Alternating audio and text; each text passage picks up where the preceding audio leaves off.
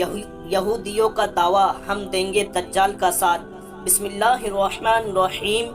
مشہور ندی بحیرہ طبریہ میں پانی بچا ہے یا نہیں؟ تو وہ صحابی فرماتے ہیں کہ میں نے جواب دیا کہ اس میں پانی موجود ہے، تو اس نے کہا کہ بہت ہی جلد وہ پانی سوکھ جائے گا۔ اور پھر آخر میں اس نے تیسرا سوال کرتے ہوئے کہا کہ مجھے بتاؤ کہ آخری نبی کیا اس دنیا میں آ چکے ہیں؟ تو وہ صحابی فرماتے ہیں کہ میں نے کہا کہ ہاں، وہ دنیا میں تشریف لا چکے ہیں اور ہم انہی سے ملنے مدینہ جا رہے ہیں۔ وہ صحابی فرماتے ہیں کہ جیسے ہی میں نے اسے یہ بات بتائی کہ آخری نبی آ چکے ہیں، تو وہ اتنا زیادہ خوش ہوا کہ اچھل کر چھت کو جا لگا، اور پھر اس نے بہت ڈراؤنی آواز میں ہنستے ہوئے کہا کہ اب میں بہت جلد نکلنے والا ہوں۔ اور پھر اس ڈراؤنے انسان نے اپنے بارے میں بتایا اور کہا کہ میں دجال ہوں، بہت ہی جلد مجھے آزاد کر دیا جائے گا اور ساری دنیا پر میرا راز ہوگا۔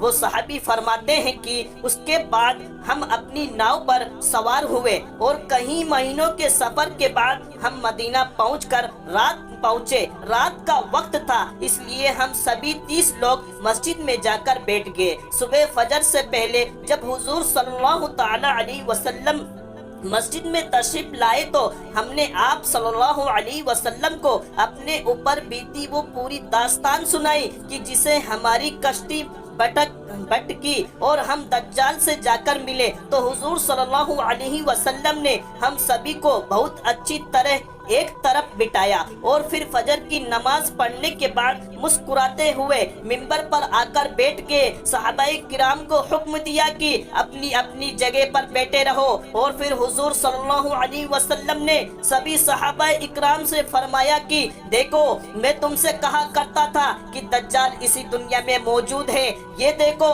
تمیم الداری ہمارے پاس یمن سے آئے ہیں اور ان کی ملاقات سمندر میں دجال سے ہوئی ہے۔ اور پھر حضرت تمیم الداری کا پورا قصہ حضور صلی اللہ علیہ وسلم نے صحابہ کرام کو سنایا۔ آخر میں حضور صلی اللہ علیہ وسلم نے اپنی لاٹھی منبر پر مارتے ہوئے کہا کہ دجال میرے تیبا مدینے میں داخل نہیں ہو سکتا۔ اور پھر صلی اللہ علیہ وسلم نے مشرق کی طرف اشارہ کرتے ہوئے کہا کہ اس وقت دجال مشرق میں ہے، مشرق میں ہے، مشرق میں ہے۔ دوستو، دجال کے بارے میں حضور صلی اللہ علیہ وسلم نے سب سے زیادہ اپنے صحابہ اکرام کو ڈرایا اور اس کی ایک ایک چیز بیان فرما دی کہ آخر اس کی آنکھیں کیسی ہوگی، اس کا چہرہ کیسا ہوگا، وہ لوگوں کو کیسے گمراہ کرے گا اور زمین پر کتنے دنوں تک رہے گا، کون سے لوگ اس کے فتنوں سے بچ پائیں گے اور کون کون اس کے فتنوں کا شکار ہو جائیں گے۔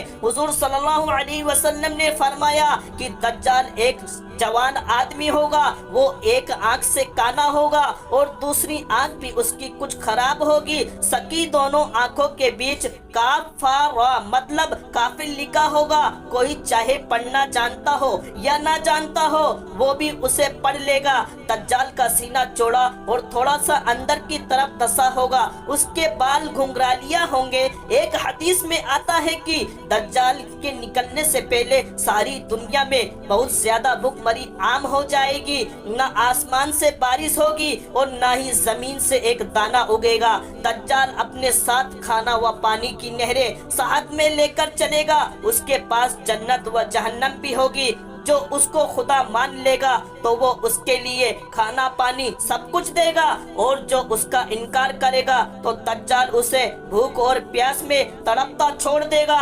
حضور صلی اللہ علیہ وسلم نے فرمایا کہ دجال اصفہان سے نکلے گا، اور دوستو، اصفہان اس وقت اسرائیل میں موجود ایک جگہ ہے کہ جسے حضور صلی اللہ علیہ وسلم کے زمانے میں اصفہان کہا جاتا تھا۔ دجال زمین پر 40 دنوں تک رہے گا۔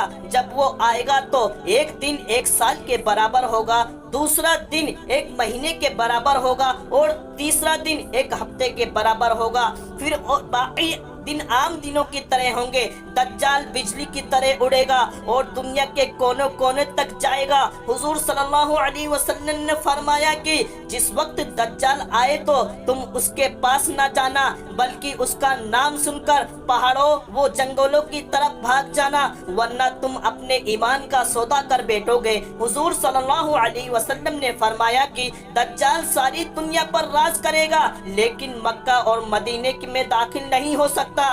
वो मदीने के बाहर आकर जिस वक्त खड़ा होगा तो मदीने में जलजले के झटके आएंगे कि जिसकी बदौलत जितने भी मुनाफिक और काफिर मदीने में छुपे होंगे वो सभी डर कर मदीने से बाहर निकल जाएंगे और दज्जाल के लश्कर में शामिल हो जाएंगे।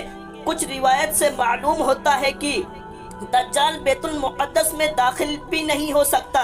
हदीस में आता है कि दज्जाल के पास रोटी व खाने के पहाड़ होंगे, जन्नत व जहन्नुम भी होगी, साथ लेकर चलेगा, लेकिन हकीकत में जिसे वो जन्नत कह रहा होगा वो अंदर से जहन्नुम होगी, और जिसे वो जहन्नुम कह रहा होगा वो अंदर से जन्नत होगी। अब जो भी नेक बंदा दज्जाल का इनकार करेगा तो वो उसे उठाकर अपनी जहन्नुम में डाल देगा। लोगों की नजर में तो वो इंसान जहन्नुम में पड़ा नजर आएगा, लेकिन हकीकत में वो जन्नत के मजे ले रहा होगा। हुजूर सल्लल्लाहु अलैहि वसल्लम ने फरमाया कि दज्जाल का साथ देने वाले यहूदी लोग होंगे और यहूदियों के पीछे दूसरी कौम भी दज्जाल को अपना खुदा मानती चली जाएगी। इसलिए दोस्तों, आज हम देख सकते हैं कि यहूदी दिन रात इसी कोशिश में हैं कि किसी तरह गाजा को खत्म करके मस्जिद अक्सा को गिरा दिया जाए और वहां अपना हेकले सुलेमानी बनाकर अपने दज्जाल को निकालने की तैयारी की जाए, क्योंकि उनका मानना है कि जिस दिन भी हमारा हेकले सुलेमानी बनकर तैयार हो जाएगा तो उसी दिन हमारा असली खुदा दज्जाल आ जाएगा और फिर हम सब उसके साथ मिलकर सारी दुनिया पर हुकूमत करेंगे। अल्लाह ताला हम सभी मुसलमानों की हिफाजत फरमाए और फिलिस्तीन मुसलमान और वहाँ के बच्चों की भी हिफाजत फरमाए। दोस्तों, वीडियो अच्छी लगी तो वीडियो को लाइक करो, चैनल को सब्सक्राइब करो और वीडियो को अपने दोस्तों के साथ शेयर करो। अस्सलामु अलैकुम व रहमतुल्लाहि व बरकातुहू।